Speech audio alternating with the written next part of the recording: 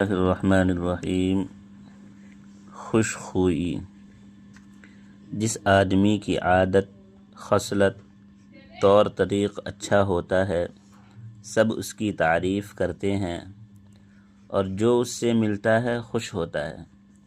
دنیا میں اس کے دشمن تھوڑے اور دوست بہت ہوتے ہیں۔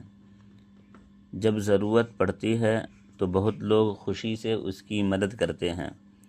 وہ ایسی بات نہیں کہتا جو کسی کو بری لگے، وہ ایسا کام نہیں کرتا جس سے کسی کو تکلیف پہنچے۔ وہ سب کے ساتھ صلح اور نرمی اور محبت سے برتاؤ کرتا ہے۔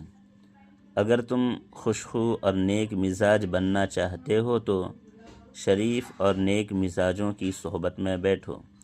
بد مزاجوں سے کبھی میل جول نہ رکھو، اور لوگوں کے جو کام تم کو برے معلوم ہو ان کاموں سے تم پرہیز کرو۔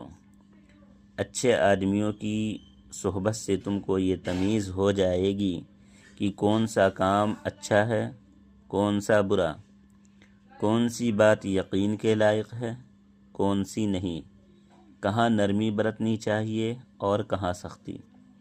جب تم کو یہ شعور ہو جائے گا تو بے شک تم بھی خوشخو اور نیک دل آدمی بن سکو گے۔ اس وقت سب آدمی تمہاری عزت کریں گے۔